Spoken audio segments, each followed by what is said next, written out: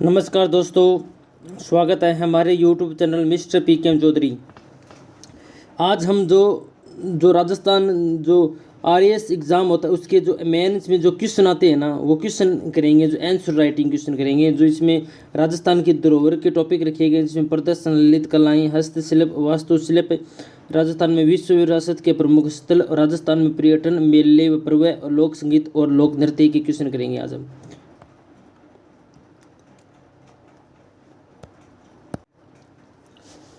इसमें पहला क्वेश्चन करते हैं, जिसमें कि जो इसमें 15-15 शब्दों में उत्तर देने हैं। प्रत्येक प्रश्न 2 अंक के होंगे।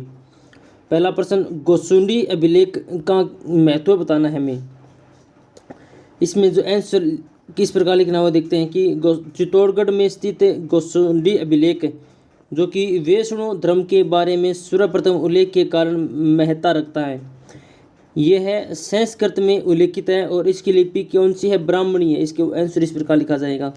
अगला क्वेश्चन देखते हैं इसमें कि भारत में बौद्ध एवं जैन धर्म के अतिरिक्त किन्हीं अन्य 2 अनीश्वरवादी धार्मिक संप्रदाय के नाम बताइए। भारत में अनीश्वरवादी धार्मिक संप्रदाय, जिसमें न्यायिक मत पर आधारित एक रामानंद संप्रदाय है, जो कि निर्गुण है। अगला क्वेश्चन देखते हैं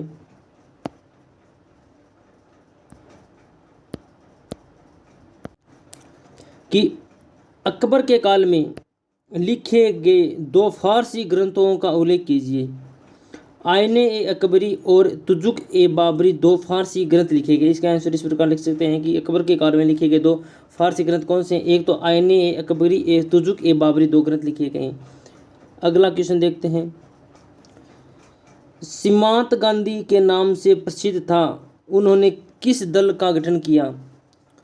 अब्दुल गफ्फार खान सीमांत गांधी के नाम से प्रसिद्ध था। अब्दुल गफ्फार खान सीमांत गांधी के नाम से विख्यात था और इन्होंने खुदाई खिदमतगार दल का गठन किया और असहयोग खिलाफत आंदोलन में मुख्य भूमिका निभाई।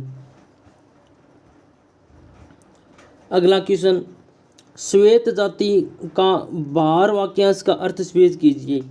ब्रिटिश बुद्धिजीवियों द्वारा दी गई श्वेत जाति पर बाहर अवधारणा के अनुसार अश्वेत लोग बर्बर हैं और जो श्वेत ब्रिटिश प्रजाति पर उन्हें सभ्य बनाने का भार है और इसका उन्होंने उपनिवेश वृद्धि में सहारा लिया।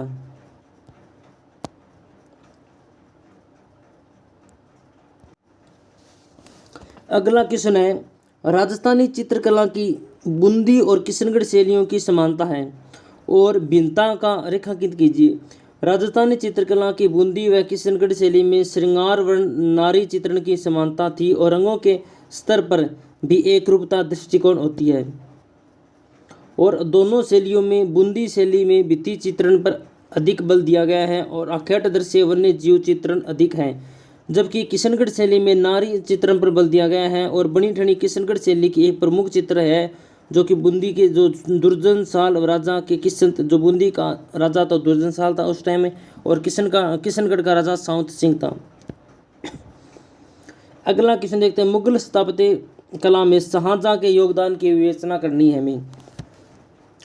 जो आरएस मैन के क्वेश्चन है वो कर रहे हैं हम। मुगल स्थापत्य कला को अकबर के समय उचित संरक्षण के बाद शाहजहां के काल में चरमोत्कर्ष मिला और ताजमहल प्रमुख स्थापत्य इसका दृष्टांत है। और इसके अलावा जामा मस्जिद, दीवाने आम, दीवाने खास, लाल किला, इसमें लाल किला निर्मित हुए और संगमरमर का प्रयोग इस काल की प्रमुख विशेषता है। अब अगला क्वेश्चन करते हैं कि किस प्रकार 1857 विद्रोह है भारतीय इतिहास में एक निर्णायक मोड़ था। इसके बारे में पढ़ते हैं। इसका आंसर देखते हैं किस प्रकार लिखना है हमें। 1857 का विद्रोह हालांकि एक सफलतापूर्वक नहीं हो पाया, किंतु इसने भारतीय जनमानस को शोषण के प्रति जागरूक किया और हिंदू मुस्लिम एकता इस समय की प्रमुख विशेषता रही है। और इसके बाद एक तरफ राष्ट्रीय आंदोलन की पृष्ठभूमि निर्मित हुई और इसकी दूसरी तरफ भारतीय शासन ब्रिटिश कानून के अधीन हो गया। दूसरी तरफ भारतीय शासन ब्रिटिश कानून के अधीन हो गया और तुष्टीकरण युक्त इसका प्रारंभ हो गया। अगला क्वेश्चन देखते हैं किस प्रकार इसमें। अगला क्वेश्चन है सी भाग में, इसमें सभी के उत्तर देने और निम्न में से जो कि 100 शब्दों में उत्तर देने, इसमें प्रत्येक अंक 10 अंक का होगा। पहला क्वेश्चन करते हैं इसमें महात्मा गांधी के आगमन ने भारतीय राष्ट्रीय आंदोलन को किस प्रकार एक जन आंदोलन बना दिया। ये क्वेश्चन है आरएस मेंस में, ना आरएस मेंस में क्वेश्चन आए हुए हैं। इसके जो आंसर किस प्रकार से हमें लिखने हैं वो हम पढ़ रहे हैं कि महात्मा गांधी के आगमन पर भारतीय राष्ट्रीय कांग्रेस जो आंदोलन को किस प्रकार जन आंदोलन बना। गांधी के आगमन से पूर्व 1915 तक भारतीय संघर्ष का पुतन हो चुका था, लेकिन आंदोलन का स्वरूप अस्पष्ट और संकीर्ण था।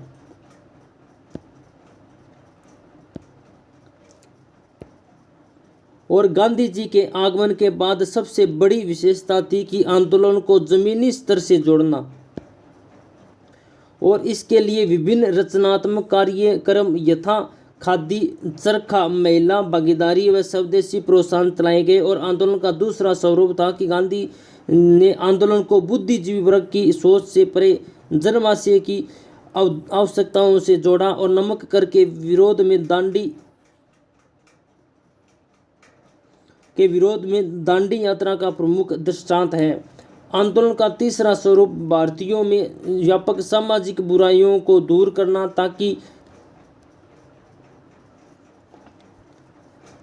ताकि वे स्वयं संघर्ष के लिए खड़े हो सकें और जाति प्रथा की नासूर बुराई व छुआछूत के विरोध में उपवास और शराब विरोध इसके उपांग थे। आंदोलन के अन्य पहलू थे कि शांतिपूर्ण ढंग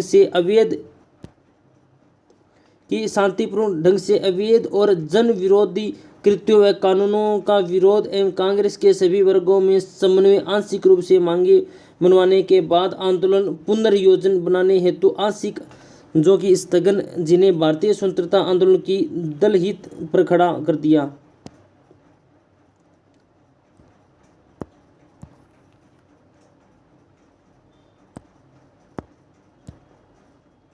अगला क्वेश्चन देखते हैं कि राजस्थान में प्रजामंडल आंदोलन की मूलभूत विशेषताएं बतानी है। ये आरएस मेंस में क्वेश्चन आए हुए हैं। इसमें हमें बताना है कि राजस्थान के जो प्रजामंडल की भूमिका हमें इसमें लिखना है, किस प्रकार लिखना है वो पढ़ते हैं कि राजस्थान में प्रजामंडल आंदोलन के प्रमुख उद्देश्यों में रियासती शोषण का विरोध, उत्तरदायी शासन को स्थापना, लाग बाग का विरोध और कृषकों की दशा सुधारने के साथ विभिन्न सामाजिक बुराइयों को दूर करते हुए समता युक्त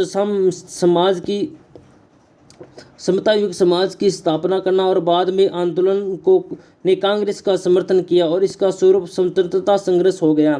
प्रजामंडल आंदोलन में महिलाओं को भी महत्वपूर्ण भूमिका रही और अंजना देवी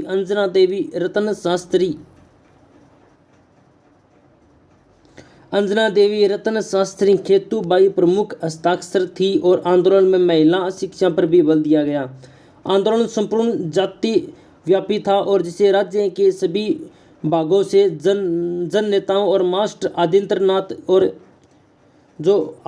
आदित्यनाथ मग्गाराम वेद जोशी ने बीकानेर प्रजामंडल की स्थापना की, हीरालाल शास्त्री, माणिक्यलाल वर्मा ने भाग लिया और निष्कर्ष आंदोलन सफल भी रहे और एक किसान नेताओं की मांग आंशिक रूप से मान ली गई।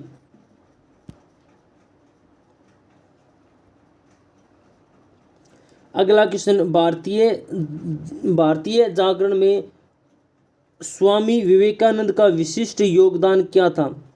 इसमें भारतीय जो जागरण में स्वामी विवेकानंद का विशिष्ट योगदान देखते हैं। स्वामी विवेकानंद ने भारतीय जागरण में प्रत्यक्ष राजनीतिक भागीदारी न करने के बावजूद भारतीयों को जीवन के हर पहलू के संबंध में जागृत किया और स्व संस्कृति के प्राप्त मोहभंग और दास्तां के अंधियारे में डूबे भारतीय युवाओं को पश्चिमी के अंधाधुनीकरण से बचाने की सलाह देते हुए भारतीय सांस्कृतिक गौरव की पुनः स्थापना की और जो आंदोलन का आधार बनी। धार्मिक आडंबरों में डूबे समाज को प्रकाशित करते हुए यह कहकर मूर्ति पूजा का समर्थन किया और ये और भक्ति का सरलतम माध्यम है, इसमें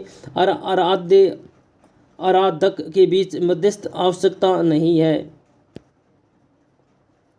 और पूंजीपतियों और राजाओं को दरिद्र नारायण की सेवा का आह्वान कर आर्थिक समता का संदेश दिया।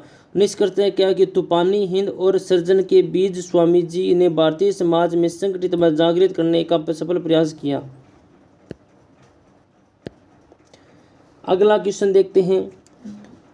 प्रबोधन युग ने यूरोप के इतिहास की धारा किस प्रकार प्रभावित की।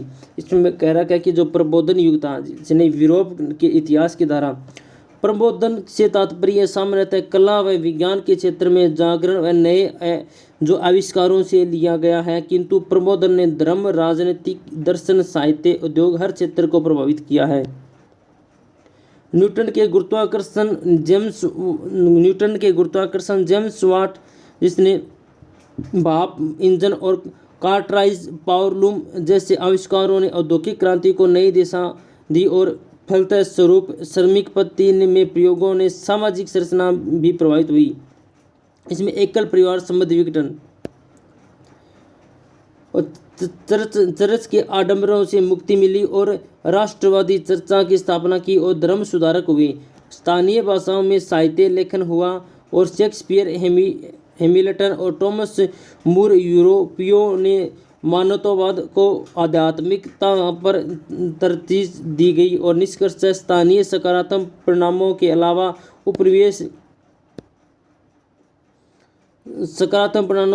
उपनिवेशवाद की सनक बढ़ी, जिससे कि एशिया अफ्रीका को शताब्दियों के अंधकार से धकेल दिया गया।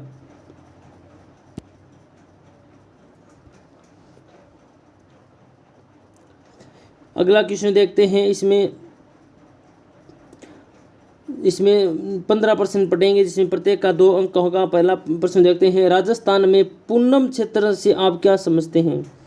बाड़मेर जैसलमेर क्षेत्र जहां पर सौर ऊर्जा के साथ साथ खनिज पेट्रोलियम भंडार मिले हैं, जो कि पूनम क्षेत्र से पूनम है ना, पूनम से तेल का कुआं कौन मिले हैं। बाड़मेर जैसलमेर क्षेत्र में खनिज पेट्रोल भंडार मिले हैं, पूनम क्षेत्र ही है। अगला क्वेश्चन कि मिनी उपहार बाजार क्या है। ये अच्छा प्रश्न है कि मिनी उपहार बाजार योजना हस्तशिल्प प्रोत्साहन के संबंधित है और जिसने हस्तशिल्प को उचित मूल्य उपलब्धता के प्रयास किए।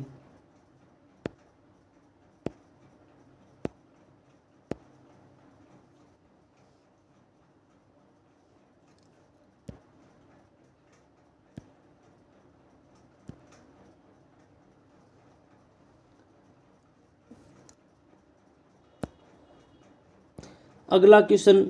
राष्ट्रीय कृषि बाजार नीति के अंतर्निहित मूल भावना क्या है।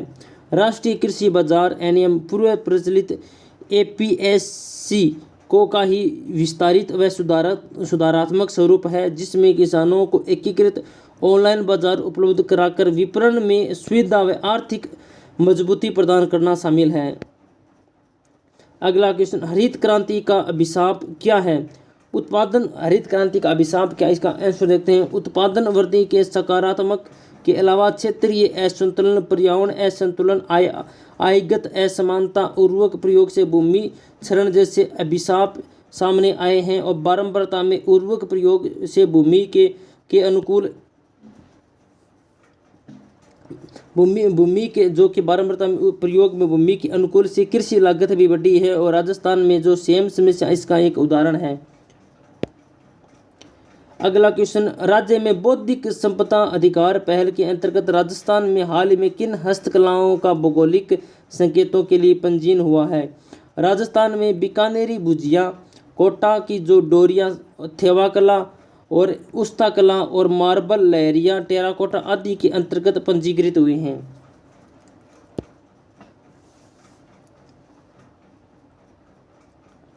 इसके शब्द 50 शब्दों में आंसर देने हैं इन क्वेश्चनों के।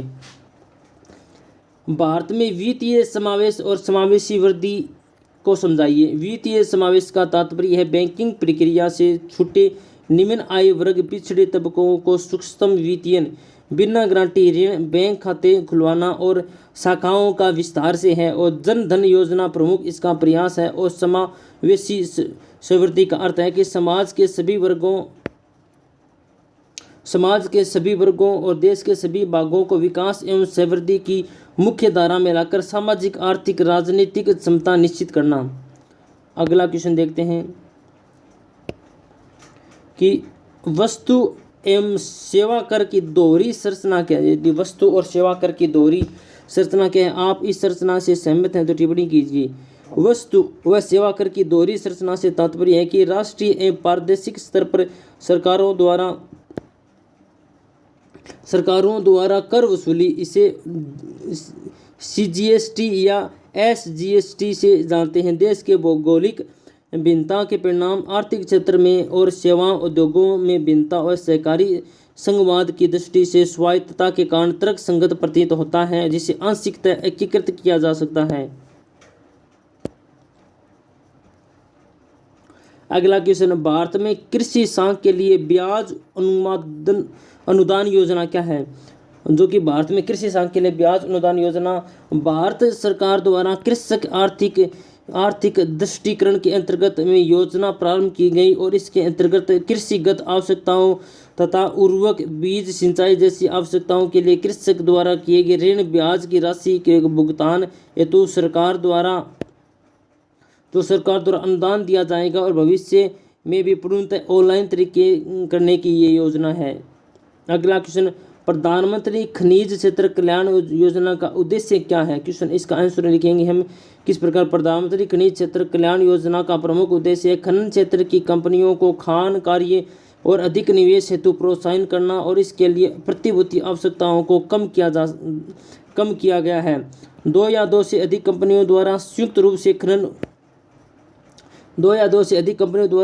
रूप से खनन को बढ़ावा देना है और भारत में खनन क्षेत्रों की पहचान, शोध तेज करना और उनका स्थानीय जन तक लाभांश प्रत्यक्ष या अप्रत्यक्ष से पहुंचाना। अगला क्वेश्चन, राजस्थान में मुख्यमंत्री जल स्वावलंबन अभियान योजना का उद्देश्य व समय लक्ष्य का विवरण कीजिए। मुख्यमंत्री जल स्वावलंबन योजना के अंतर्गत जन सामान्य में जल संसाधनों की बचत के प्रति जागृत, जल संसाधनों का पुनर्भरण पंचायती स्तर पर भी क्रियान्वयन का उद्देश्य है। यह योजना अल्पकालिक न होकर दीर्घकालीन है और इसके लक्ष्यों में परंपरागत उपायों को बढ़ावा देते हुए राजस्थान में प्रति व्यक्ति जल की उपलब्धता बढ़ाना और इसके हेतु टांके, बावड़ी और इन सभी का निर्माण करना है। अगला क्वेश्चन हमें 100 शब्दों में उत्तर देने हैं। इसके प्रत्येक प्रश्न का 10 अंक होगा। हम देखते हैं, भारत सरकार के द्वारा निर्धारित लक्ष्य के अनुरूप 2022 तक कृषकों की आय को दोगुना करने के लिए आपको दृष्टिकोण से आप व्यूह रचना अपनाई गई है। भारत सरकार द्वारा 2022 तक कृषकों की आय की दोगुना करने के लिए पहले से ही जन उपयोगी योजनाएं क्रियान्वित की जा रही हैं, जिसे विस्तार व परिष्करण की आवश्यकता है। ऋण के लिए नाबार्ड द्वारा संचालित किसान क्रेडिट कार्ड योजना में ऋण राशि बढ़ाई जाए और वैधता हेतु बैंकिंग दायरे बढ़ें। कृषक फसल बीमा योजना में अनछुए रहे भंडारण जोखिम, अग्नि, जानवरों से सुरक्षा को शामिल किया गया है और मृदा स्वास्थ्य कार्ड योजना में मृदा परीक्षण लगाने के वाले समय को कम करने हेतु प्रयोगशालाओं का विस्तार व विष केंद्रण का अपेक्षित है। अब देखते हैं, APM की अधिनियम में सुधार किया जाए और ताकि किसान अपनी उपज मंडी के साथ अन्य व्यक्तियों को बेच सके और उचित मूल्य प्राप्त कर सके। राष्ट्रीय कृषि बाजार योजनाओं के प्रारंभिक फसल रुझानों के बाद इसे विस्तार किए जाने की महत्व आवश्यकता है और निष्कर्ष डिजिटल युग में किसानों में शिक्षित कर डिजिटल माध्यम से परिचित किया जाए ताकि आय वृद्धि सुनिश्चित हो सके। अगला क्वेश्चन देखते हैं कि भारत की नई विदेश व्यापार नीति 2015 से 20 विनिर्माण और सेवा निर्यातकों दोनों में सहायता प्राप्त करने और make in India, digital India, Bharat में कारोबार को सरल बनाने से जोड़ने पर केंद्रित। इस कथन को समझाइए। भारत में बहुआयामी विदेशी व्यापार नीति 2015-16 के निम्न उद्देश्य प्रावधान हैं। विदेशी निवेश द्वारा विनिर्माण सेवा परीक्षण बढ़ाने के लिए जो FDI के प्रावधानों को लचीला किया जाए और सैन्य क्षेत्र में भी FDI वृद्धि की जाए।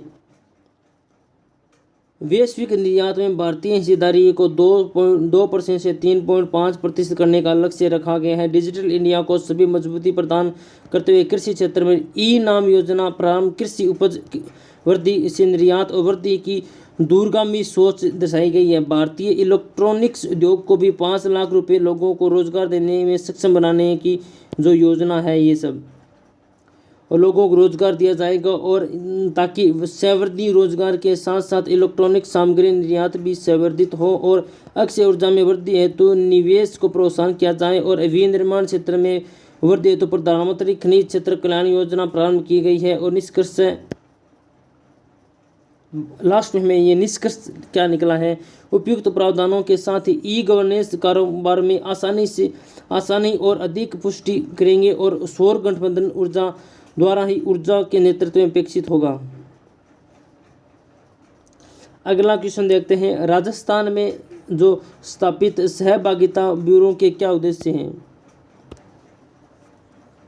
राजस्थान में मुख्य सचिव की महती भूमिका वाली सहभागिता ब्यूरो बहुउद्देशीय संस्था है। इसके प्रमुख उद्देश्य हैं, राजस्थान में निजी सार्वजनिक सहभागिता पीपीपी पर परियोजना निर्माण में वृद्धि करना और इसके लिए जो पिडकोर से समन्वय किया जाएगा और विदेशी निवेश की मात्रा को बढ़ाना, और इस हेतु रिसर्जेंट राजस्थान पहले से ही सफल रूप से आयोजित हो चुके हैं और जो सहभागिता ब्यूरो के उद्देश्य को मजबूती दे रहे हैं। एकल खिड़की योजना द्वारा राज्य में औद्योगिक विकास व अवसंरचना निर्माण को प्रोत्साहन, अक्षय ऊर्जा में निवेश को बढ़ावा देना और इसके लिए सौर ऊर्जा पवन ऊर्जा नीति जारी हो चुकी है, जिनमें सौर ऊर्जा पवन ऊर्जा को उद्योग का दर्जा देकर इनके विपणन की अनुमति दी गई है। कृषि, पशुपालन, पर्यटन, खनन विकास इस हेतु आयोजित समिटों में कृषि हेतु MOU हस्ताक्षरित हुए हैं, जबकि पशु संवर्धन केंद्र स्थापना, खनन नीति 2015 अन्य प्रयास हैं जो राजस्थान से औद्योगिक रुग्णता दूर करने में मदद करेंगे।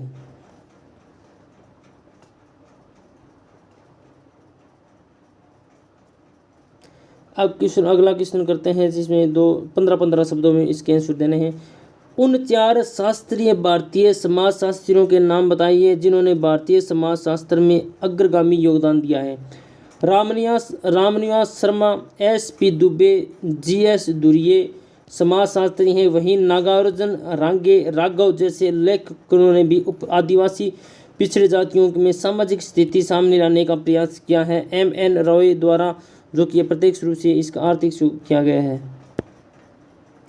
अगला क्वेश्चन, भारत में परंपरागत रूप से जाति किस प्रकार श्रम विभाजन से संबंधित है। परंपरागत रूप से जाति श्रम एवं व्यवसाय विभाजन से संबंधित है, जिसमें वर्गानुरूप ब्राह्मण यज्ञ अनुष्ठान संहिता निर्माण, क्षेत्रीय राज्य प्रजा सुरक्षा, वैश्य व्यापार, शूद्र उपयुक्त तीनों वर्गों जो उत्पादन व सेवा से संबंधित हैं। अगला क्वेश्चन, संस्कृतिकरण की प्रक्रिया से आप क्या समझते हैं। संस्कृतिकरण की प्रक्रिया से हम पारंपरिक रूप से निम्न माने जाने वाले जातियां उच्च जातियों के रीति रिवाजों, पहनावे, खान पान, धार्मिक क्रियाओं का अनुसरण कर रहे हैं और स्वयं को उनके समक्ष स्थापित करने का प्रयास करती हैं। ये व्यक्तिगत न होकर सामूहिक किया जाता है। अगला क्वेश्चन देखते हैं, बाल विवाह से आप क्या समझते हैं। संवैधानिक रूप से विवाह योग्य आयु लड़का की 21 वर्ष और लड़की की 18 वर्ष होने से पूर्व है यदि विवाह कर देना बाल विवाह है, और स्थानीय परंपराओं में अशिक्षा अज्ञानता के कारण बाल विवाह होते हैं वो जो जनसंख्या वृद्धि, गरीबी जैसी समस्याएं पैदा करते हैं। अगला क्वेश्चन हम देखते हैं, उन 4 मुख्य समस्याओं को रेखांकित कीजिए जो राजस्थान में जनजातियां सामना कर रही हैं। राजस्थान में जनजातियां सांस्कृतिक जो लोक कलाएं, नृत्य, संगीत विलुप्त, आर्थिक देखें तो सांस्कृतिक देखें तो ये सब, आर्थिक देखें तो स्थानांतरीय कृषकों में अल्प उत्पादन, धनार्जन कम, सामाजिक देखें तो अशिक्षा, गरीबी, स्वास्थ्य देखें तो जागरूकता का अभाव, यौन व्यापार जैसी समस्याओं से ग्रस्त हैं।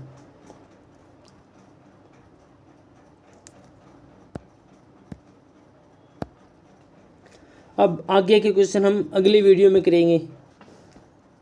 Thank you. यदि आपको ये क्लास अच्छी लगी हो, वीडियो अच्छा लगा हो तो प्लीज़ सब्सक्राइब जरूर करें।